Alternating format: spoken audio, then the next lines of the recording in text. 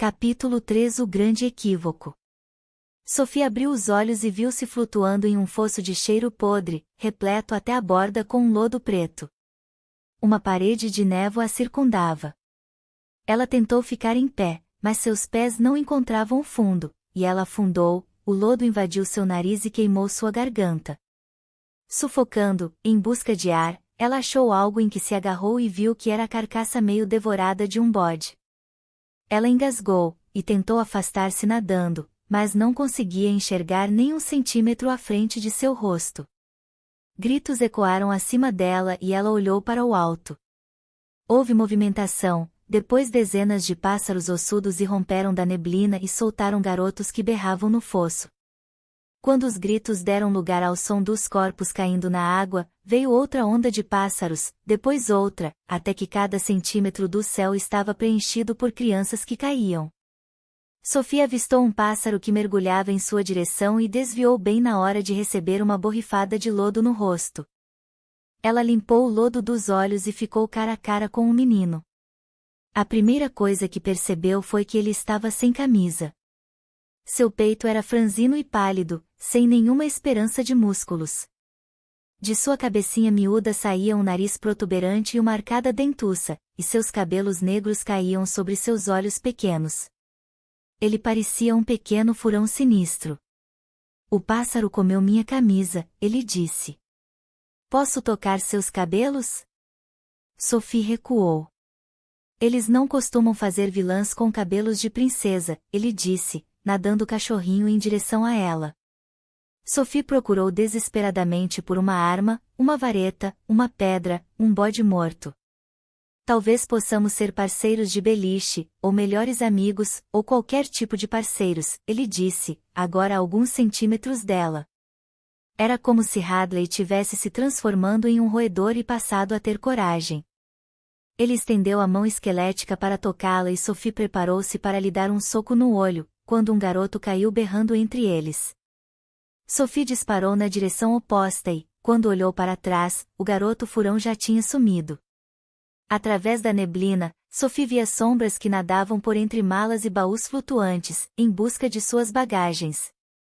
Os que conseguiam encontrá-las continuavam a descer pela correnteza, em direção a uivos agourentos à distância. Sophie seguiu aquelas silhuetas até que a neblina dissipou-se, revelando a margem, onde havia bandos de lobos em pé nas patas traseiras, com jaquetas vermelhas de soldados e calças pretas de couro, estalando chicotes de montaria para juntar os alunos em fila. Sophie agarrou-se à margem para sair dali, mas gelou ao ver seu reflexo no fosso. Seu vestido estava mergulhado em lama, seu rosto brilhava com um lodo pegajoso e seus cabelos haviam se transformado em um lar para uma família de minhocas. Ela engasgou, tentando respirar. "Socorro! Estou na escola errada." Um lobo arrancou-a para fora e chutou-a para entrar em fila. Ela abriu a boca para reclamar, mas viu o garoto furão nadando em sua direção, gritando: "Espere por mim." Rapidamente, Sophie juntou-se à fila de garotos sombrios que arrastavam seus baús pela neblina. Se algum deles demorasse um pouco mais, um lobo dava uma chicotada no chão, e então, ela manteve o ritmo irrequieta, o tempo todo alisando o vestido, retirando minhocas, e lamentando por suas malas tão bem feitas que estavam agora muito, muito distantes. Os portões enormes eram feitos de lanças de ferro entremeadas com arame farpado. Ao aproximar-se, ela viu que não era arame, mas um mar de víboras negras, que chiavam e avançavam em sua direção. Dando um gritinho, Sophie foi passando enquanto olhava para trás, lendo as palavras enferrujadas acima dos portões, entre dois cisnes negros entalhados. Escola para a edificação do mal e propagação do pecado. Logo adiante, a torre da escola erguia-se como um demônio alado. A torre principal, construída com pedras negras sulcadas, irrompia em meio às nuvens sombrias como um torso grosseiro. De suas laterais erguiam-se dois pináculos grossos e retorcidos que gotejavam, com trepadeiras vermelho-sangue como asas ensanguentadas. Os lobos conduziam as crianças em direção à porta da torre principal, um túnel longo e serrilhado, que tinha a forma de um focinho de crocodilo. Sophie sentiu arrepios quando o túnel foi estreitando-se cada vez mais, até que ela mal conseguia enxergar a criança que estava à sua frente. Ela estava espremida entre duas rochas pontiagudas, e se viu em um saguão repleto de goteiras, que cheirava a peixe podre. Gárgulas demoníacas pendiam de vigas de pedra, com tochas acesas em suas mandíbulas. A estátua de uma bruxa careca e banguela que segurava uma maçã reluzia sob a luz do fogo. Ao longo do muro, uma coluna em ruínas ostentava uma imensa letra N preta, decorada com duendes, trolls e arpias que subiam e desciam, como em uma árvore. Na coluna seguinte havia uma letra O vermelho sangue, adornada com gigantes e goblins se balançando. Rastejando ao longo da fila, Sophie percebeu que as colunas formavam a palavra NUNCA. Então, ela subitamente viu-se dentro o suficiente na sala para que pudesse enxergar a fila que serpenteava à sua frente. Pela primeira vez, ela teve uma visão clara dos outros alunos, e quase desmaiou. Havia uma menina terrivelmente dentuça, com tufos ralos de cabelo, e em vez de 2 olhos ela tinha somente um, bem no meio da testa. Outro garoto era como um monte de massa, com uma barriga protuberante, careca e com os membros inchados. Uma menina alta e irônica arrastava-se à sua frente, e tinha uma pele verde, doentia. O garoto à sua frente tinha tanto pelo no corpo que poderia passar por um macaco. Todos pareciam ter em torno de sua idade, mas as semelhanças terminavam aí. Ali estava uma massa de corpos horríveis e defeituosos, rostos repulsivos e as expressões mais cruéis que ela já tinha visto, como se procurassem algo para odiar. Um a um, seus olhos recaíram sobre Sophie, e eles encontraram o que estavam procurando. A princesa petrificada de sapatinhos de cristal e cachos dourados. A rosa vermelha entre os espinhos.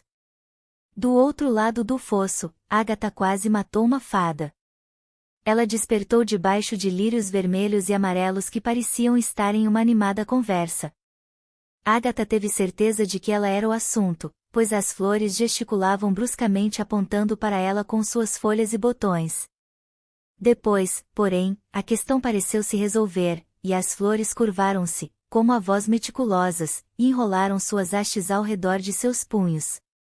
Com um puxão elas colocaram-na em pé e Agatha observou um campo de meninas que floresciam exuberantemente ao redor de um lago fulgurante. Agatha não podia acreditar no que via. As meninas brotavam da terra. Primeiro, as cabeças espetavam para fora, saindo da terra, e depois, os pescoços e os peitos iam subindo, subindo, até que elas esticavam seus braços para cima, na direção do céu azulado e fofo, e plantavam sapatinhos delicados sob o solo. Contudo, não foi a visão das garotas que brotavam que mais abateu Agatha. Foi o fato de que essas meninas não se pareciam em nada com ela. Suas faces, algumas claras e outras escuras, eram irretocáveis, e reluziam de tanta saúde. Elas tinham cabelos brilhantes que caíam em cascatas, lisos ou cacheados como os de bonecas, e usavam vestidos cor de pêssego, amarelos e brancos, como uma fornada fresca de ovos de Páscoa. Algumas eram mais baixas, outras magras e altas, mas todas tinham cinturinhas finas, pernas esguias e ombros estreitos. À medida que o campo ia florescendo com novas alunas, um grupo de 3 fadas de asas cintilantes esperava por elas, uma a uma. Cantando e brilhando, elas espanavam a poeira das meninas, serviam-lhes xícaras de chá, e cuidavam de seus baús, que tinham brotado do solo, com suas donas. De onde exatamente essas beldades tinham vindo, Agatha não fazia a menor ideia. Tudo o que ela queria era que alguma desgrenhada despontasse da terra para que ela não se sentisse tão deslocada. No entanto, era um brotar incessante de Sophies, que tinham tudo o que ela não tinha. Uma vergonha familiar apertou sua barriga. Ela precisava de um buraco onde se enfiar, um cemitério onde se esconder, algo para fazer com que todas elas sumissem. Foi quando a fada mordeu. Que diabos! Agatha tentou sacudir de sua mão aquela coisa que zunia, mas ela voou e mordeu seu pescoço, e depois seu traseiro. Outras fadinhas tentavam dissuadir a malvada enquanto ela gritava, mas ela também as mordia e voltava a atacar Agatha.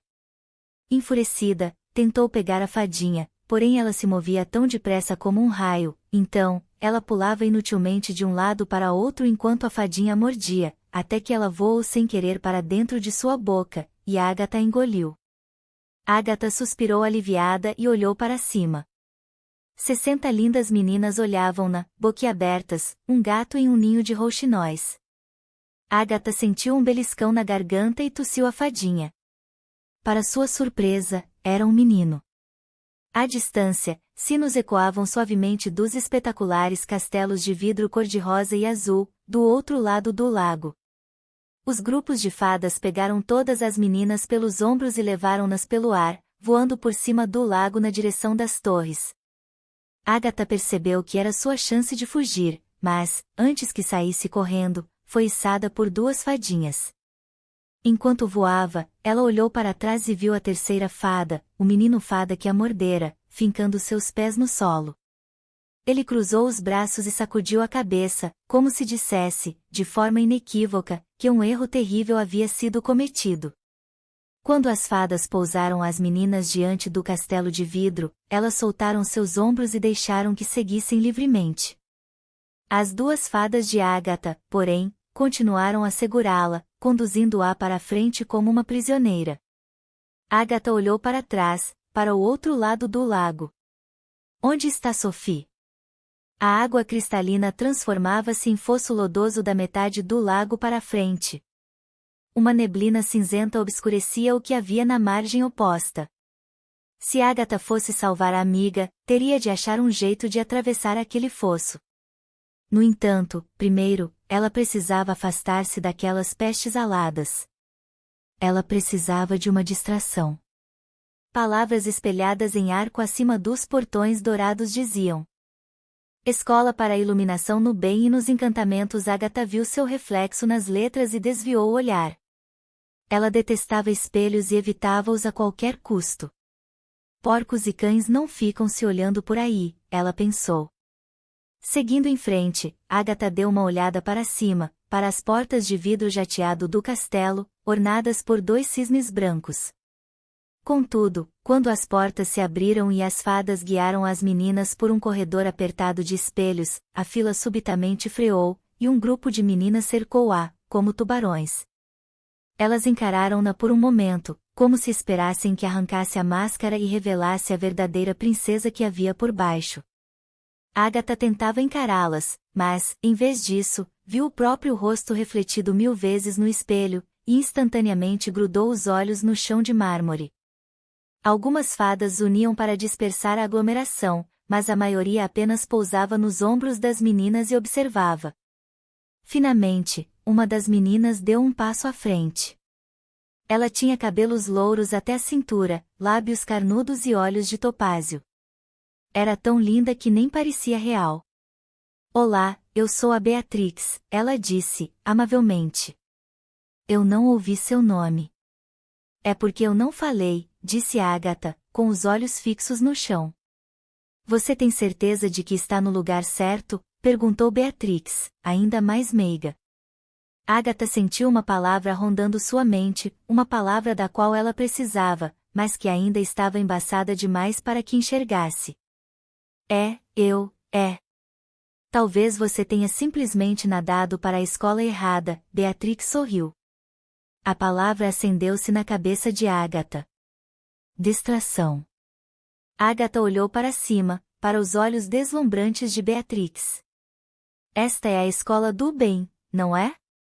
A lendária escola para meninas lindas e dignas, destinadas a serem princesas. Ah, disse Beatrix, apertando os lábios. Então você não está perdida? Ou confusa, perguntou outra, que tinha traços árabes, pele morena e cabelos negros. Ou cega, perguntou uma terceira, com cachos ruivos. Nesse caso, tenho certeza de que você está com seu passe para o Jardim das Flores, disse Beatrix. Agatha piscou. Meu o quê? Seu bilhete de entrada para o Jardim das Flores, disse Beatrix. Você sabe, o modo pelo qual todas chegamos aqui. Somente alunas oficialmente aceitas têm bilhetes para entrar no Jardim das Flores. Todas as garotas ergueram seus bilhetes dourados, ostentando seus nomes em uma caligrafia própria da realeza, com o selo de cisnes preto e branco do diretor da escola. Ah, esse passe do Jardim das Flores, Agatha zombou. Ela enfiou as mãos nos bolsos. Aproximem-se e eu lhes mostrarei. As meninas juntaram-se, desconfiadas. Enquanto isso, as mãos de Agatha remexiam seus bolsos, em busca de uma distração, fósforos, moedas, folhas secas. Mais perto. As garotas aproximaram-se, murmurando. Não deveria ser tão pequeno assim, Beatrix disse irritada. Encolheu durante a lavagem, disse Agatha, revirando os fósforos, chocolate derretido, um passarinho sem cabeça, Reaper o escondera no meio de suas roupas. Está aqui, em algum lugar. Talvez você tenha perdido, disse Beatrix. Bolas de naftalina, cascas de amendoim, outro pássaro morto. Ou colocado em outro lugar, sugeriu Beatrix. O pássaro? O fósforo? Acendo o pássaro com o fósforo? Ou mentido sobre ter um? Ah, agora estou sentindo. Mas tudo o que Agatha sentia era uma coceira nervosa em seu pescoço. Você sabe o que acontece com intrusas, não sabe? Perguntou Beatrix. Aqui está, faça alguma coisa. As meninas rodeavam-na, sinistramente. Faça algo agora. Ela fez a primeira coisa que lhe ocorreu, que foi soltar um pum rápido e sonoro. Uma distração eficaz cria tanto o pânico quanto o caos. Agatha criou os dois. O cheiro vil emanava pelo corredor apertado, enquanto as garotas gritavam e corriam, e as fadas desmaiavam ao primeiro odor, deixando o caminho livre até a porta. Somente Beatrix bloqueava o seu caminho, chocada demais para se mexer. Agatha deu um passo em sua direção e inclinou-se para a frente como um lobo. Bu! Beatrix saiu correndo. Enquanto Agatha disparava rumo à porta, ela olhou para trás, orgulhosa, vendo as meninas trombarem nas paredes e pisotearem-se tentando fugir. Com o pensamento fixo em salvar Sophie, ela irrompeu pelas portas de vidro jateado, e correu para o lago. Entretanto, na hora exata em que chegou lá, a água ergueu-se em uma onda gigante, que arrebentou lançando-a de volta pelas portas, pelas garotas que gritavam, fazendo-a aterrissar, de bruços, em uma poça. Ela levantou-se cambaleando e congelou.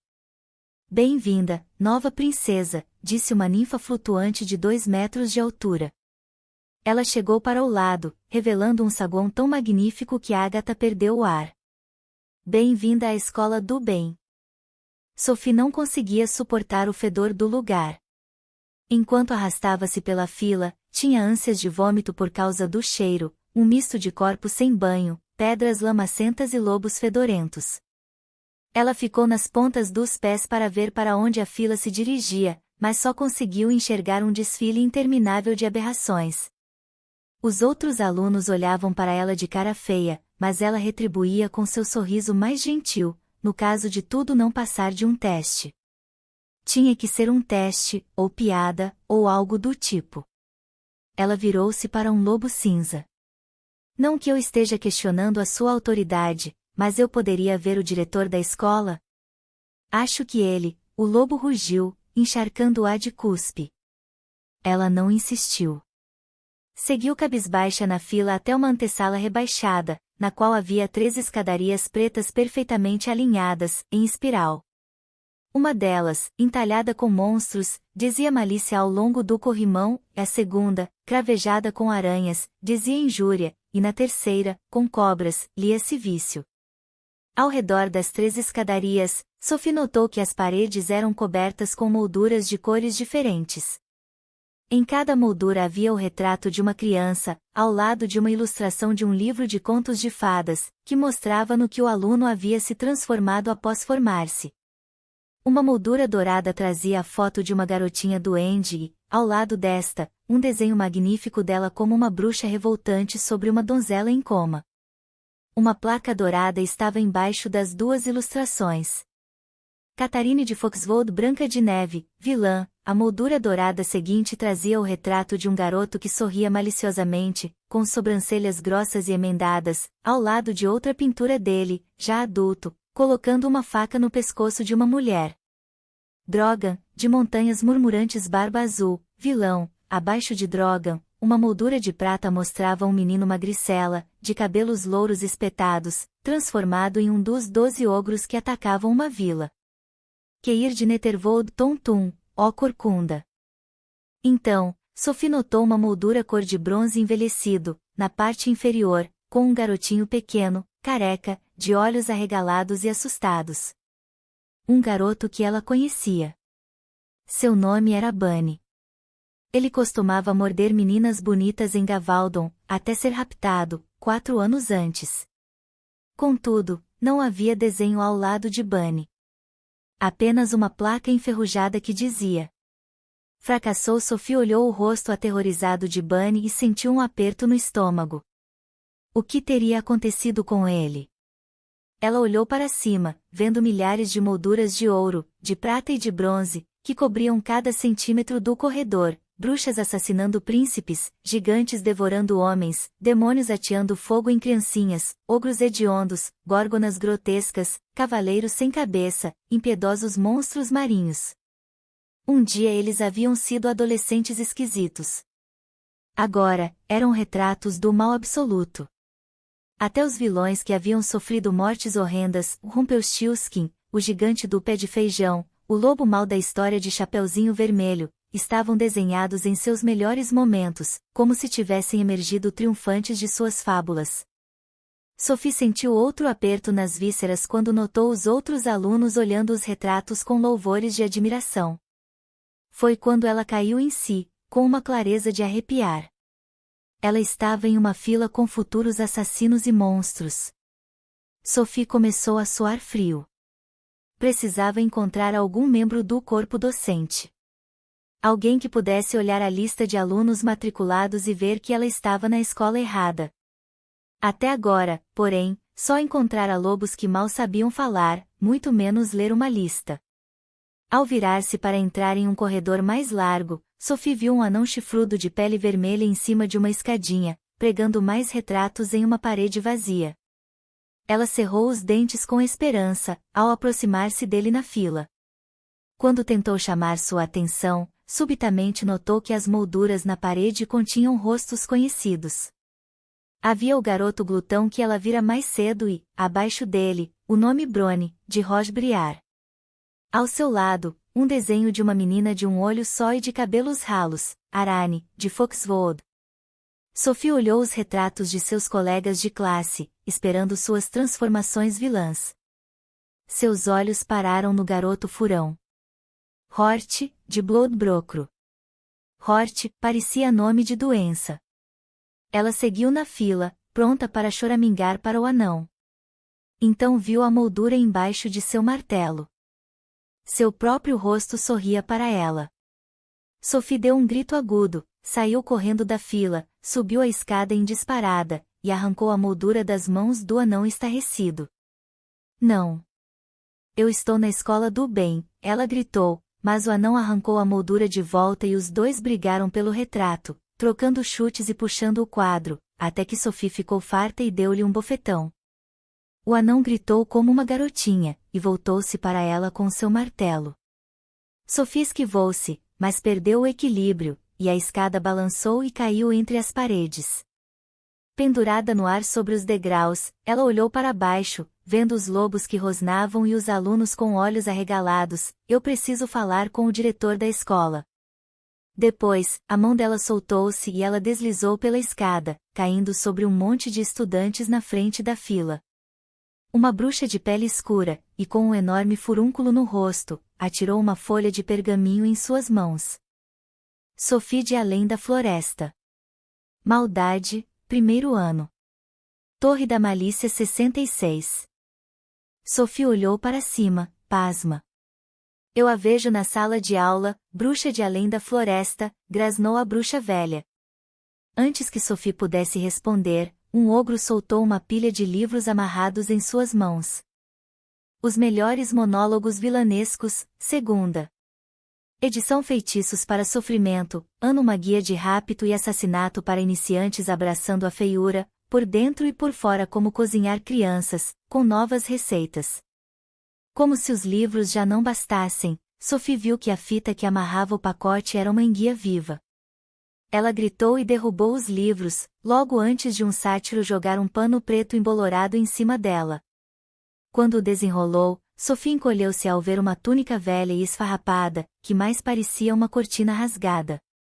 Ela olhou para as outras meninas, que vestiam alegremente o uniforme pútrido enquanto examinavam os livros e comparavam a grade de matérias.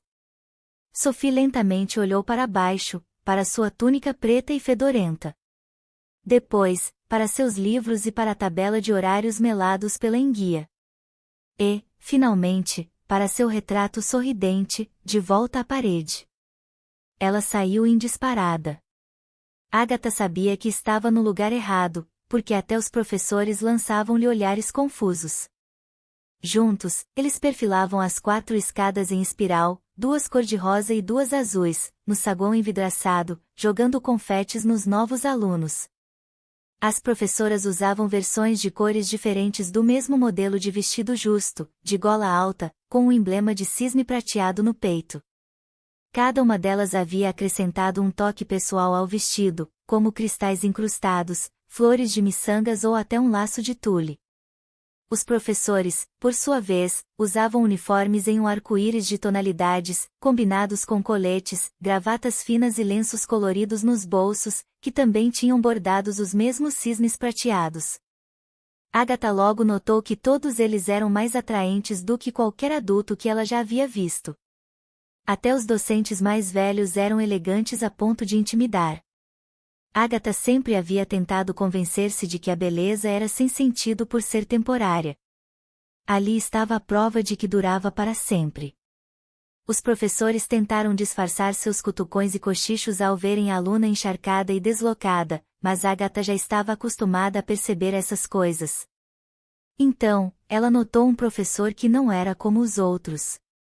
Junto a um vitral, vestindo um terno verde, de cabelos grisalhos e olhos brilhantes cor de mel, ele a olhava como se ela combinasse perfeitamente com o lugar. Agatha ficou vermelha. Qualquer um que a considerasse compatível com aquele lugar só poderia ser maluco. Desviando o olhar, consolou-se com as meninas que a olhavam fixamente, e que claramente não haviam desculpado o incidente do hall. Onde estão os meninos? Agatha ouviu uma delas perguntar à outra, enquanto aglomeravam-se diante de 3 ninfas enormes, com cabelos e lábios neon, que entregavam a ela suas programações, livros e túnicas. Enquanto Agatha seguia atrás delas na fila, ela pôde vislumbrar melhor o majestoso salão das escadarias. A parede em frente a ela tinha um imenso S cor-de-rosa, com adoráveis anjinhos pintados ao redor. As outras 3 paredes também traziam letras pintadas, formando a palavra sempre em rosa e azul. As 4 escadas em espiral eram posicionadas simetricamente nos cantos de cada parede, iluminadas por vitrais altos.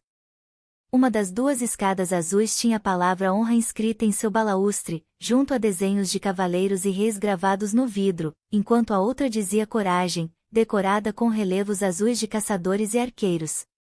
As 2 escadas rosadas tinham as palavras pureza e caridade inscritas em dourado, junto a frisos delicados esculpidos com donzelas, princesas e animais dóceis. No centro da sala, retratos de ex-alunos cobriam um altíssimo obelisco de cristal, desde o chão de mármore até a clarabóia abobadada. No alto do obelisco ficavam, emoldurados em dourado, os retratos dos alunos que tinham se tornado príncipes e princesas após a formatura. Na parte do meio, em molduras prateadas, estavam os que haviam tido destinos menos nobres, tornando-se auxiliares animados, donas de casas zelosas, e fadas madrinhas bondosas. E perto da base do pilar, cobertos de poeira, estavam, em molduras de bronze, os que tiveram baixo desempenho e terminaram como criados e serventes. Entretanto, independentemente de terem se tornado a rainha da neve ou a limpadora da chaminé, Agatha via que os alunos compartilhavam dos mesmos belos rostos, sorrisos bondosos e olhares expressivos. Ali, Naquele castelo de vidro no meio da floresta, o melhor da vida havia se reunido a serviço do bem. E lá estava ela, a senhorita infeliz, a serviço de cemitérios e puns. Agatha esperou com grande expectativa até finalmente chegar a uma ninfa de cabelos cor-de-rosa.